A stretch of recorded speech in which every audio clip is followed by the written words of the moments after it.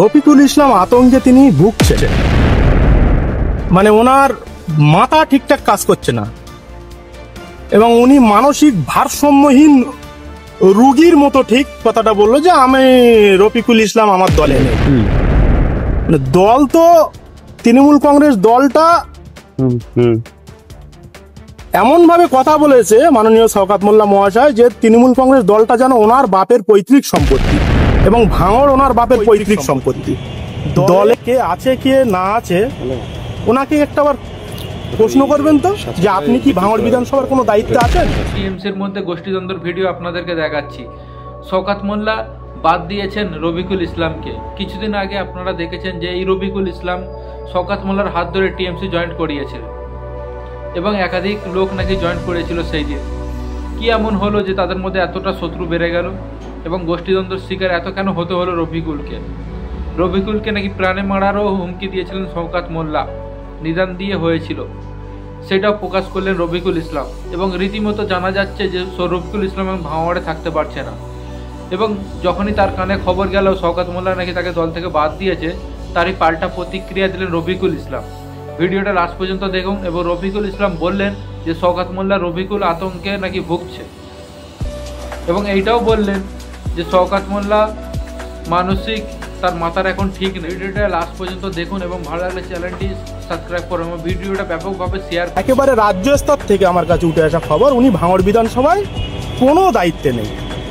উনি একটা প্রশাসনিক দিক সেটিং করে উনি বারবার ভাঙড়ে আসছে এবং শান্ত ভাঙড়কে অশান্ত করার চেষ্টা চালিয়ে যাচ্ছে। একেবারে আমি যে আজকের 20-22 দিন ভাঙড়ে নেই, আমি কিন্তু বসে নেই। আমার রাজনৈতিক যা কার্যকলাপ আমি কিন্তু অলরেডি চালিয়ে যাচ্ছি। আপনারা দেখেছেন যে আমি কম্বল বিতরণের জন্য আমি পোস্ট করেছি ফেসবুকে এবং রাজ্য স্তরে যে সব মিটিংগুলো হচ্ছে সেখানেও আমি যাচ্ছি। আজকেও আমি বৈঠক করে আসলাম, ওটা হলো কালীঘাটে। আমি উপর নেতৃত্বের সঙ্গে বৈঠক সেরে আমি আসলাম, তো সেখানেও উঠে এসছে যে মাননীয় শওকত মোল্লা মহাশয়, আমি যতটুকু ওখানে গিয়ে বুঝলাম যে তিনি ভাঙড়ে কোনো দায়িত্বে নেই।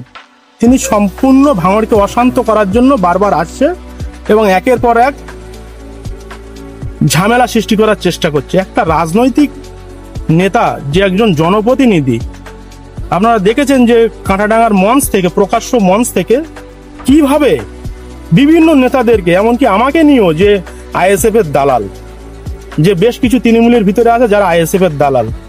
তো আমি তার উদ্দেশ্যে বলতে চাই যে আইএসএফ এর দালাল অ্যাকচুয়ালি কে? আইএসএফ ভাঙড়ের মানুষ কি কখনো করেছিল? না করতো। তাহলে এই আইএসএফ কে ঠেলে তোলার মূলে হচ্ছে এই শওকত মোল্লার মতো হারমাত, যারা সিপিএম থেকে এসছিল, যারা আজকের আব্বাস সিদ্দিকী, নওশাদ সিদ্দিকী, তারা দুই ভণ্ড কম বেশি মানুষের পাশে দাঁড়াতো, তাতে অসুবিধে কি ছিল? আজকে তানারই লোকজন, তানারই আশ্রিত দুষ্কৃতী, আপনারা নাম শুনেছেন সাদেক লস্কর, তারপরে কাজদিয়াতে যে ঘটনাটা ঘটলো, দপ্তরি বলে একজন, সেও আব্বাস সিদ্দিকী ভাইয়ের উপরে যে আক্রমণটা করেছিল, তবে তো মোটামুটি আইএসএফটা উঠলো। ভাঙড়ের মানুষ কখনো আইএসএফ চায় না, ভাঙড়ের মানুষ তৃণমূল কংগ্রেস দলকেই চায়। হ্যাঁ, না, এটা দেখুন, উনি রফিকুল ইসলাম আতঙ্কে ভুগছেন। উনি মানসিক ভারসাম্যহীন রোগী হয়ে দাঁড়িয়েছে বর্তমানে। ওনার চিকিৎসার প্রয়োজন আছে, এটা আমি মনে করি।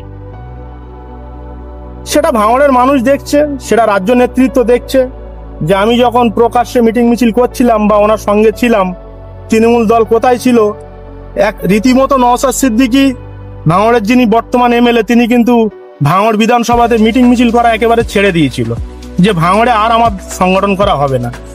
আজ আমি 23টা দিন মিটিং মিছিল করেনি, আজ প্রতিনিয়ত নওশাদ সিদ্দিকী 5টা-6টা করে মিটিং করছে। শওকত মোল্লা দেখুন, এর পিছনে কোনো লোকজন নেই।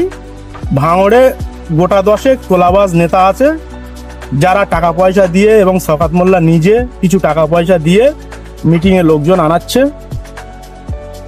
সুতরাং এদের দিন শেষ।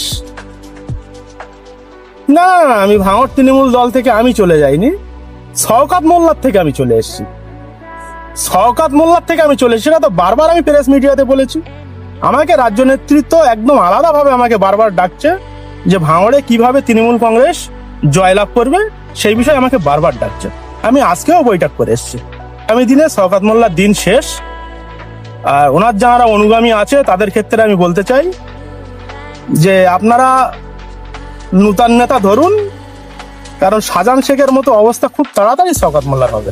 মোল্লা হচ্ছে বহিরাগত, আমরা ভাঙড়ের ভূমিপুত্র, এবং বিগত দিন ধরে আপনারা দেখে এসেছেন 10 বছর ধরে আমি রাজনীতিটা করছি কম বেশি।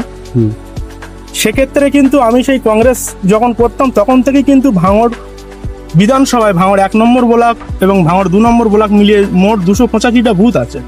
প্রত্যেক বুথে আমার সংগঠন আছে। সুতরাং শওকত মোল্লা একজন বহিরাগত, তিনি যে সেই ক্যানিং পূর্ব থেকে এসে তিনি ভাঙড়ে জয়লাভ করাবে এটা ভাঙড়ের মানুষ কখনো ভাবেনি, আগামী দিনেও হবে না। ভাঙড়ের ভূমিপুত্রদের দ্বারাই ভাঙড়ে তৃণমূল কংগ্রেস লক্ষাধিক ভোটে জয়যুক্ত হবে, এটা আমি বলছি। না না, সে তো অলরেডি ভাঙড়ের মানুষ বুঝতে পারছে যে আমার হাত কত দূর পর্যন্ত লম্বা আছে, এবং বেশ কয়েকদিনের ভিতরে ভাঙড়ের মানুষ সুদিন ফিরে পাবে। দেখুন, এটা খুবই মানে অ্যাজ এ রাজনীতি করছি বলে যে বলবো সেটা নয়, এটা খুবই ভালো কাজ। কারণ বাবরি মসজিদ যেটা 1992 সালে 6ই ডিসেম্বর ধ্বংস হয়ে গিয়েছিল, সেই বাবরি মসজিদ যখন পশ্চিমবঙ্গের বুকে কারো একজনের দ্বারা, সেটা হয়তো উপর আল্লাহ পাক হয়তো হুমায়ুন কবির যিনি তৃণমূলের এমএলএ বা আমাদের এমএলএ, তানার দ্বারা হয়তো সম্ভব করতে চাইছে, তো আমি তানাকে কুর্নিশ জানাই যাতে তানার এই কাজ সুসম্পন্ন হয়। এবং আমি ভাঙড়ের একজন সমাজ সেবক হিসাবে আমি খুব তাড়াতাড়ি 2-1 দিনের ভিতরে হুমায়ুন কবির মহাশয়ের সঙ্গে আমি যোগাযোগ করব, এবং আর্থিকভাবে আমি যে 3 বছর ধরে যে মানে এই বাবরি মসজিদের কাজ চলবে, আমি সাধ্য মতো অন্তত 2 থেকে 5 লক্ষ টাকা আমি বাবরি মসজিদের জন্য অনুদান দেব। এই উদ্যোগকে আমি সাধুবাদ জানাই। হুমায়ুন কবির তার ম্যান পাওয়ার আছে বেলডাঙ্গাতে, এবং তিনি ভরতপুরের বিধায়ক, গোটা মুর্শিদাবাদ জেলা জুড়ে তার ম্যান পাওয়ার আছে যতটুকু আমার শোনা। কারণ হুমায়ুন কবির মহাশয় বেশ 4 থেকে 5 দিন আগে সিসিটিভি এসেছিল, তাঁরই একজন আধিকারিকের সঙ্গে আমার কথা হচ্ছিল, এবং তিনি যে উদ্যোগটা নিয়েছে তার এলাকা জুড়ে তার যে একটা বেস তৈরি হবে, তার কিছু বিরোধী থাকতে পারে, তারা তার নামে হয়তো ভুল কোনো বার্তা ছড়াচ্ছে, কিন্তু হুমায়ুন কবিরকে রোকা খুব মুশকিল আছে। কারণ তার সম্বন্ধে, তার হিস্ট্রি সম্বন্ধে যতটুকু দেখেছি বা শুনেছি, তিনি 40 বছর ধরে কিন্তু রাজনীতিটা করছে, এবং তিনি যে উদ্যোগটা নিয়েছে বাবরি মসজিদ নিয়ে, আমি আশা রাখি এই উদ্যোগ তার সাকসেসফুল হবে। এবং আমি একজন সমাজসেবক হিসাবে আমি 3 বছরের মধ্যে আমি 2 থেকে 5 লক্ষ টাকা আমি বাবরি মসজিদে অনুদান দেব, আমার নিজস্ব খাটনির টাকায়। আমি তো ওনার সঙ্গে যোগাযোগ করে আমি চেকের মাধ্যমে 2 থেকে 5 লক্ষ টাকা আমি ওনাকে বাবরি মসজিদ তৈরির জন্য আমি অনুদান দেবো।